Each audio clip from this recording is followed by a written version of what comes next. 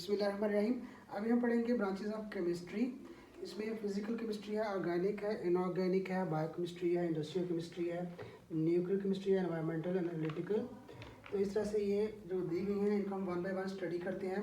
Will be quick on this. Physical chemistry जो है वो मैटर से डील करती है। मैटर जो है आपको पता है सॉलिड, लिक्विड, गैस, प्लाज्मा है, ठीक है। और उसमें जो मैटर जो है उसके अंदर उसमें क्या स्टडी करना है कि उसकी प्रॉपर्टीज़ क्या है,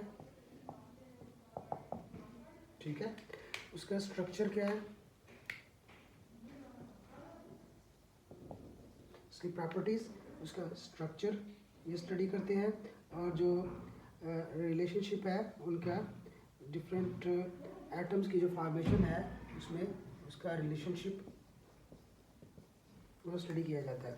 फिजिकल केमिस्ट्री क्या आती है? Branch of chemistry that deals with the relationship between the composition and physical properties of matter along with the changes in them, कि उनमें क्या चेंजेस आती हैं, ठीक है।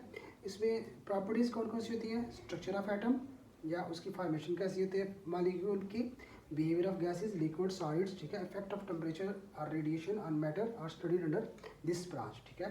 बेसिकली जो मैटर है उसकी कंपोजिशन, उसकी स्ट्रक्चर, उसकी प्रॉपर्टीज़ और जो एटम्स वगैरह की जो रिलेशनशिप्स हैं उनको वो डिस्कस इसमें किया जाता है, ठीक है। इसके बाद organic chemistry.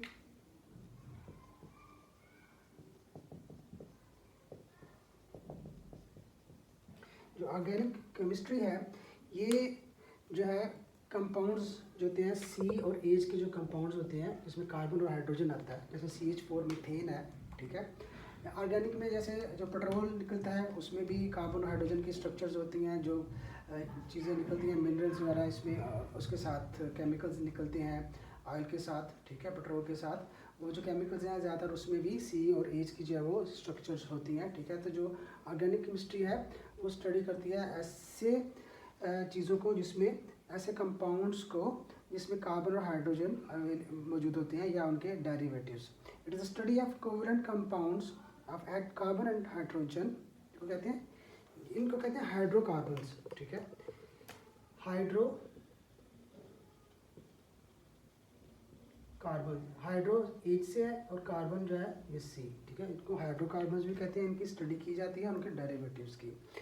Organic compounds occur naturally and they are synthesized in the laboratories. Naturally का मतलब यह है जैसे केमिकल्स वगैरह आपको बताया कि पेट्रोल जब निकालते हैं तो उसके साथ डीजल भी निकलता है, उसके साथ थोड़ी गैस भी और वैसलीन और बहुत से जो है वो केमिकल जो है ना वो निकलते हैं, यानी वो एक मड की टाइप का होता है, फिर उसको सिंथेसाइज किया जाता है, उसको रिफाइन किया जाता है और हमें जो है वो पेट्रोल और डीजल और मोबाइल और दूसरी चीज़ें जो ना हमें मिलती हैं। प्लास्टिक वगैरह भी उसी के एक पार्ट होता है, ठीक है। और वो क्या होते हैं? हाइड्रोकार्बन्स होते हैं। Organic chemist determine the structure and properties of this naturally occurring as well as synthesized compounds. ये जो कंपाउंड्स हैं जो कि नीचे नेचुरली निकलते हैं या सिंथेसाइज होते हैं उनकी प्रॉपर्टीज़ को वो स्टडी करती हैं, ठीक है। इसमें वही पेट्रोलियम, पेट्रोकेमिकल्स और फार्मास्यूटिकल इंडस्ट्रीज़ ये सारी इसमें आती हैं, यानी केमिकल्स और पेट्रोल वगैरह जो है इसके अंडर आता है। इसके बाद है inorganic chemistry. Third one is inorganic.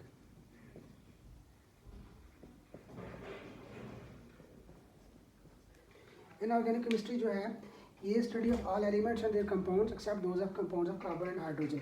जो हाइड्रोकार्बन्स हैं इनके अलावा जितने भी कंपाउंड्स हैं उनकी जो स्टडी है वो इनऑर्गेनिक केमिस्ट्री में आएगी, ठीक है। क्योंकि हाइड्रोकार्बन्स को हम स्टडी करते हैं अंडर ऑर्गेनिक केमिस्ट्री, तो अदर देन हाइड्रोकार्बन्स ये आएगी इनऑर्गेनिक केमिस्ट्री में। It deals with the study of all elements and their compounds except those of compounds of carbon and hydrogen, hydrocarbons and their derivatives. It has applications in every aspect of the chemical industry such as glass, cement, ceramics, metallurgy, ठीक है, metals से related। और इसके बाद आएगा biochemistry. Biochemistry में हम देखते हैं कि इसमें हम क्या पढ़ते हैं, बायोकेमिस्ट्री। Then comes बायो को पता है कि बायोलॉजी से होती है, ठीक है। तो इसमें जो है ना बायोलॉजी की आते हैं लिविंग ऑर्गेनिजम्स को स्टडी करना, ठीक है। तो बायोकेमिस्ट्री जो है it is a branch of chemistry in which we study the structure, composition और chemical reactions of substances found in living organisms. So basically living organisms की स्टडी है, तो उसमें हम देखते हैं कि क्या जो है ना वो रिएक्शन है, क्या उसमें जो है कंपोजिशन है, स्ट्रक्चर है, ठीक है, सब्सटेंसेस की, लिविंग ऑर्गेनिजम्स की, ठीक है। इसमें सारे केमिकल प्रोसेस कवर किए जाते हैं जो कि लिविंग ऑर्गेनिज्म में टेक प्लेस होते हैं, जैसे सिंथेसिस है, मेटाबॉलिज्म है, ठीक है, मेटाबॉलिज्म ऑफ बायोमोलिक्यूल्स जैसे कार्बोहाइड्रेट्स हैं, प्रोटीन्स हैं, फैट्स हैं। बायोकेमिस्ट्री कैसे आई? It emerged as a separate discipline. Its scientists began to study how living things obtain energy from food or how the fundamental biological changes occur during a disease. इसमें देखा यह जाता है कि कैसे फूड जो है ना वो लिविंग थिंग्स लेती हैं और जो है बायोलॉजिकल चेंजेस होती हैं डिजीज़ के दौरान उनको स्टडी किया जाता है ताकि इसका ट्रीटमेंट फाइंड आउट किया जा सके। इसकी जो एप्लीकेशन होती है वो मेडिसिन में है, फूड में है, साइंस में है, एग्रीकल्चर में। इसके बाद आ गया इंडस्ट्रियल केमिस्ट्री, जो इंडस्ट्री में जो यूज़ होती है, इंडस्ट्रियल केमिस्ट्री। इंडस्ट्रियल केमिस्ट्री जो है एक ब्रांच ऑफ केमिस्ट्री है जो कि इंडस्ट्री में यूज़ होगी, ठीक है। इसमें मैन्युफैक्चरिंग आती है। इंडस्ट्री में क्या होती है? मैन्युफैक्चरिंग, केमिकल कंपाउंड्स की जो मैन्युफैक्चरिंग जो लार्ज स्केल पे है उसको जो है डील किया जाता है। The branch of chemistry that deals with the manufacturing of chemical compounds on commercial scale is called industrial chemistry.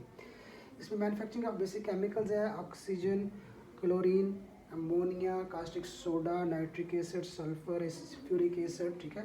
ये जो होते हैं ये केमिकल्स हैं, ये एक तरह से रॉ मटेरियल्स होते हैं बहुत सी इंडस्ट्रीज़ के लिए, जैसे फर्टिलाइज़र में यूज़ होते हैं, सोप बनाने में, टेक्सटाइल में, एग्रीकल्चर प्रोडक्ट्स में, पेंट्स में, पेपर और बहुत सी प्लास्टिक की चीज़ें बनाने में भी। न्यूक्लियर केमिस्ट्री, न्यूक्लियर केमिस्ट्री जो है न्यूक्लियर केमिस्ट्री जो है ब्रांच ऑफ केमिस्ट्री है जो कि देखती है कि रेडियो एक्टिविटी जो है वो उससे डील करती है। जो रेडियो एक्टिविटी है, जो न्यूक्लियर प्रोसेसेस हैं उनकी जो प्रॉपर्टीज़ हैं, it is a branch of chemistry that deals with the radio activity, nuclear processes and properties. Main concern of the branch is with atomic energy. ये एटॉमिक एनर्जी को देखती है कि उसके क्या यूजेस हैं हमारी डेली लाइफ में, ठीक है। और केमिकल इफेक्ट्स क्या होते हैं उससे, जो कि absorption of radiation with in animals, plants और अदर मटेरियल्स में। इसकी एप्लीकेशंस जो है वो ट्रीटमेंट में है, रेडियोथेरेपी, प्रिजर्वेशन ऑफ फूड में है, generation of electrical power through nuclear reactors. Environmental chemistry, environmental chemistry जैसे कि नाम से ही जाहिर है ये एनवायरनमेंट से डील करती है कि कंपोनेंट्स ऑफ एनवायरनमेंट क्या है और इफेक्ट्स ऑफ ह्यूमन एक्टिविटीज़ क्या है एनवायरनमेंट पे, ठीक है। It is related to other branches like biology, geology, ecology, soil and water. इसका जो इसमें the knowledge of chemical process taking place in environment is necessary for its improvement and protection against pollution. Analytical chemistry, जो last one है वो है analytical chemistry. Analytical chemistry जो है ये ब्रांच ऑफ केमिस्ट्री है जो कि डील करती है सेपरेशन, इसमें एनालिसिस किया जाता है, ठीक है। आइडेंटिफाई किया जाएगा कौन कौन से कंपोनेंट्स हैं किसी चीज़ के, ठीक है। It is a branch of chemistry that deals with separation and analysis of a sample to identify its components, ठीक है। तो उसमें सेपरेशन कैसे की जाती है? ये की जाती है प्रायर टू क्वालिटेटिव और क्वांटिटेटिव एनालिसिस। जब आपने उसकी क्वालिटी चेक करनी हो या उसकी तादाद को चेक करना हो उससे पहले उसको क्या करते हैं, सेपरेशन हम करते हैं डिफरेंट चीज़ों की। जो क्वालिटेटिव एनालिसिस होता है वो हमें बताता है कि ये जो सब्सटेंस है इसकी कंपोजिशन जो है वो क्या है, ठीक है, उसकी आइडेंटिटी क्या है, provides identity of a substance. और जो क्वांटिटेटिव है वो बताता है the amount of each component, उसमें कितनी अमाउंट है, ठीक है। पहला क्वालिटेटिव जो है वो उसकी आइडेंटिटी, उसकी पहचान बताता है कि ये किस किस्म की है, और क्वालिटेटिव बताता है कि उसमें क्वांटिटी क्या कुछ है।